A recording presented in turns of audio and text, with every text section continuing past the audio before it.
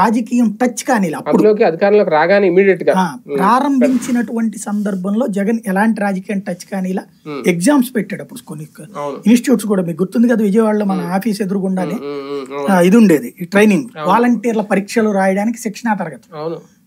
Siddhartha college అమ్మాయిలు వాళ్ళందరూ అక్కడికి వచ్చి ట్రైనింగ్ వేయడం, దానికి కూడా ఎగ్జామ్స్ పెట్టుకున్నారు మొదట చేశారు. అప్పుడు అందరూ వచ్చారు. నా బాగా గుర్తు, నాన్నవాళ్ళు ఉండే ఊరు వెళ్ళినప్పుడు వెళ్ళినప్పుడు కూడా నాకు తెలిసిన వాలంటీర్లు వాళ్ళందరూ అక్కడ అన్న వచ్చి పలకరిస్తారు. వాళ్ళు జనసేన వాళ్ళు తెలుసు, బీజేపీ వాళ్ళు తెలుసు, నాకు అందరూ తెలుసు, తెలుగుదేశం వాళ్ళు కూడా ఉన్నారు. తర్వాత క్రమక్రమంగా వాళ్ళు బయటికి వెళ్ళిపోయి నిదానంగా ఇక పార్టీ కార్యకర్తలే వచ్చి చేరారు. 5,000 అనేటువంటి కాన్సెప్ట్. వాళ్ళు ఏమనుకున్నారంటే మొదట్లో అందరూ డబ్బులు పెంచేస్తారు ఒక ఏడాది 2 ఏళ్ళు పోయాక, సచివాలయ ఉద్యోగుల తరహాలో ఎక్స్పెక్ట్ చేశారు.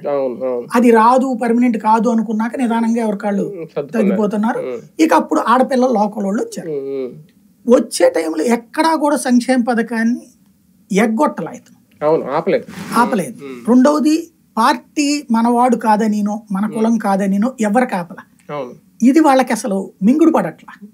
దీనికి ఆల్టర్నేటివ్ గా ఏదన్నా వ్యవస్థ లేదా వీళ్ళని అని కాకుండా మొదటి నుంచినే దీని మీద ప్రజల్లో ఒక అపోహలు సృష్టించాలని ప్రయత్నించారు.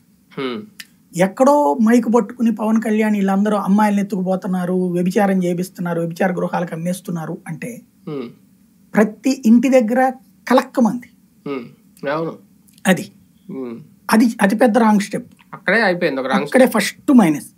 తర్వాత తెలుగుదేశం పార్టీ వాళ్ళు అదేది చంద్రబాబు నాయుడు మహిళలు ఇంట్లో మగాళ్ళు బయటికి వెళ్ళాక తలుపులు కొడతారు,